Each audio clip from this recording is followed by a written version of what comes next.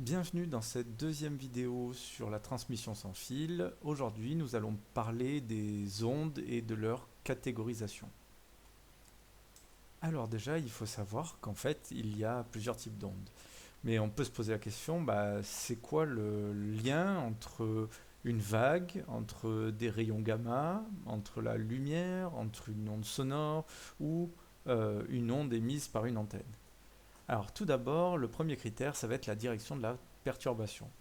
On va appeler une onde transversale une onde comme celle-ci. C'est-à-dire, si on regarde une corde, on voit que sur cette corde, la direction de la perturbation, c'est-à-dire la bosse, elle est perpendiculaire à la direction de la propagation, c'est-à-dire vers où la bosse se déplace.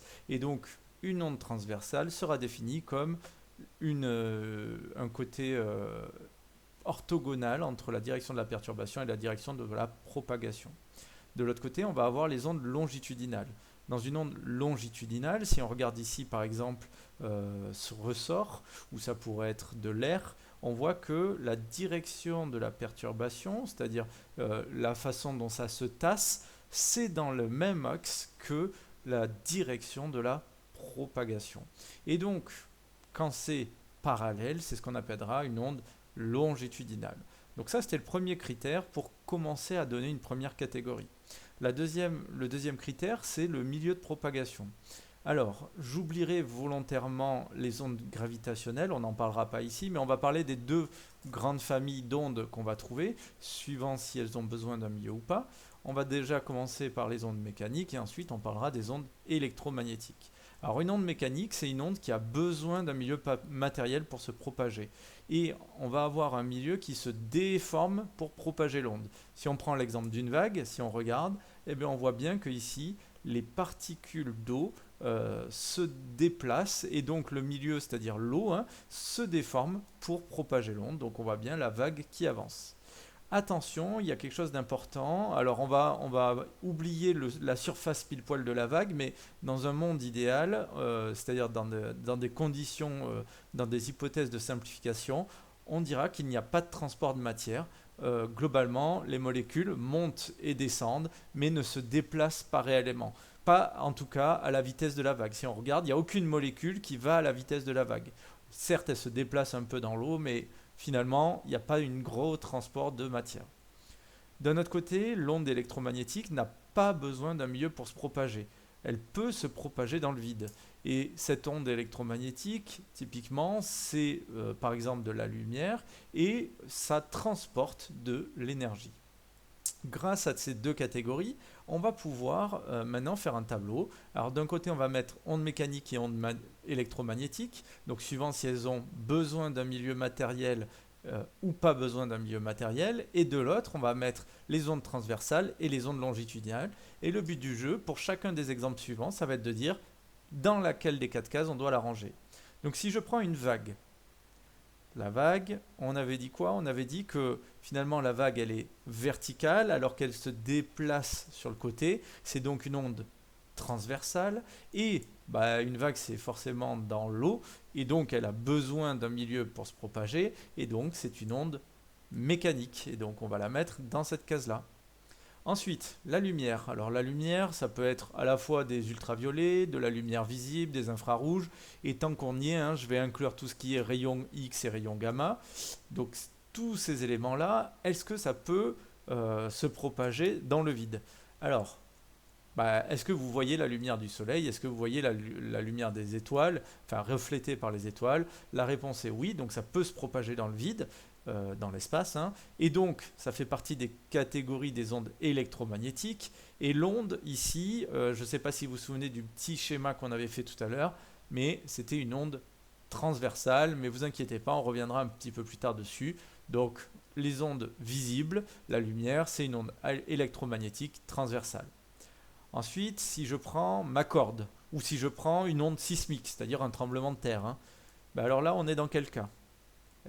La corde, on avait dit, la direction de la perturbation est perpendiculaire à la direction de la propagation, donc on est dans le cas d'une onde transversale, et elle a besoin, l'onde qui va se propager sur la corde, elle a besoin de la corde pour se propager. Pareil, l'onde sismique, elle se propage à travers la Terre, et donc c'est une onde transversale mécanique.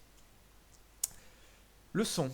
Alors le son, ici, on voit bien que c'est des tassements finalement des molécules d'air. Quand je parle, je tasse avec ma voix les molécules d'air qui vont ensuite se propager. Donc on a un petit peu l'idée d'un ressort, hein.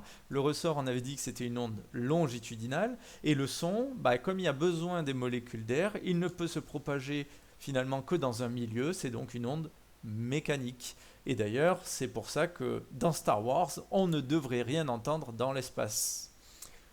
Enfin, les ondes radio. Les ondes radio, c'est des ondes qui sont émises par une antenne. On en reparlera un petit peu plus tard, bien entendu. Ce sont des ondes, on le verra, mais ce sont des ondes transversales, électromagnétiques. Et donc, voilà un petit peu pour ce classement. Maintenant, parlons de la vitesse. Alors, la vitesse d'une onde, quand j'ai une onde mécanique, c'est ce qu'on appelle la vitesse. Quand j'ai une onde électromagnétique, souvent, on parlera de célérité.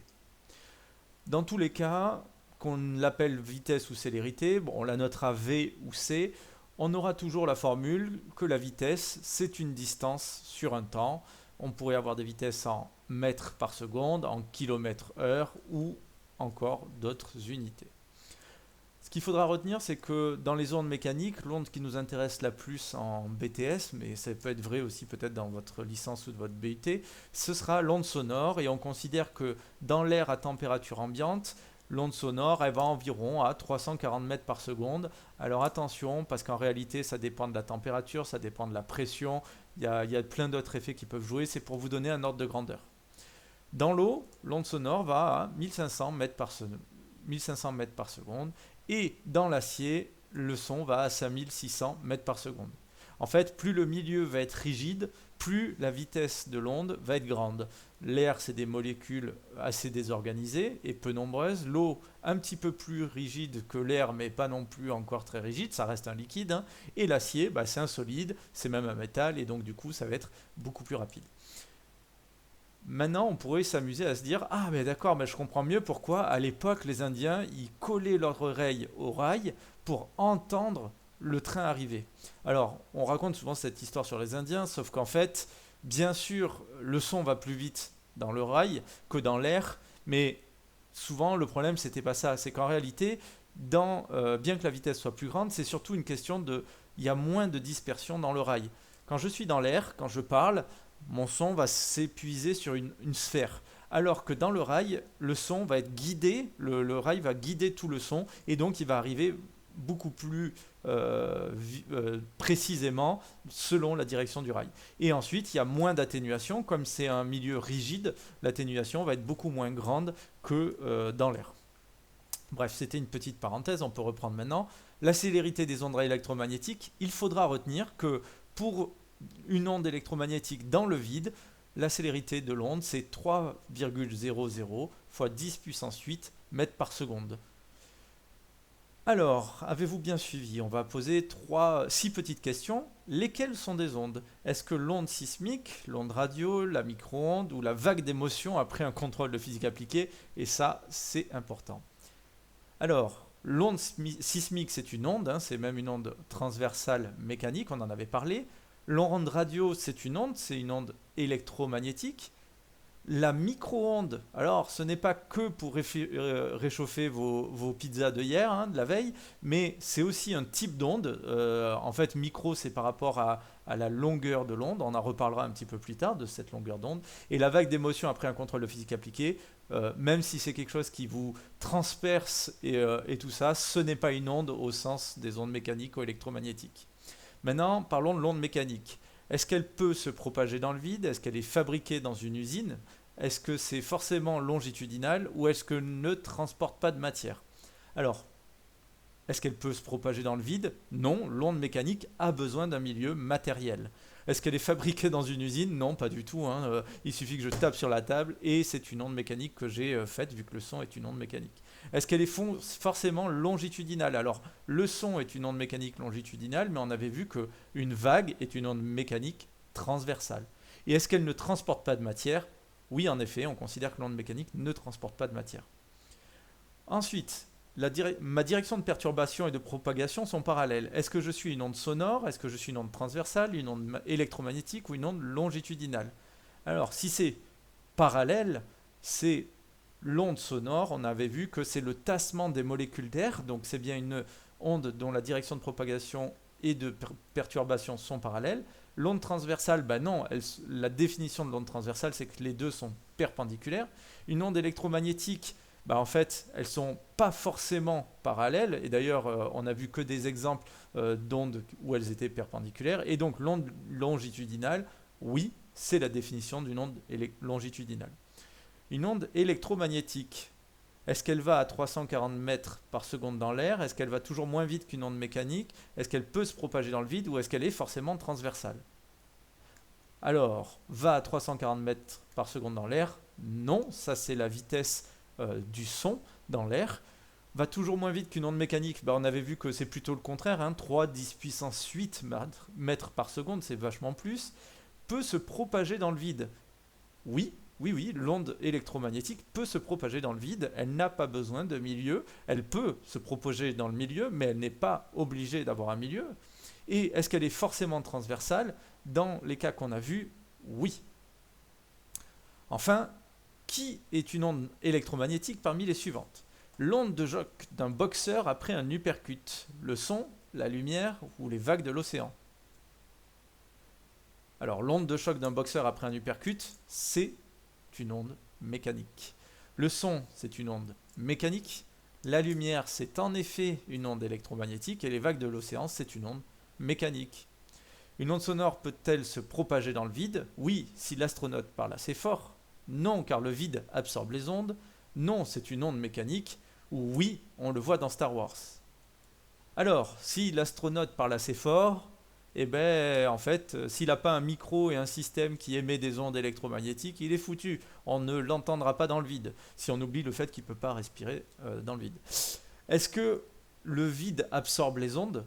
Pas du tout, c'est pas ça le problème. C'est qu'une onde sonore n'est basée que sur le déplacement des molécules d'air. Donc elle ne peut pas se propager dans le vide, mais c'est pas parce que le vide absorbe les ondes.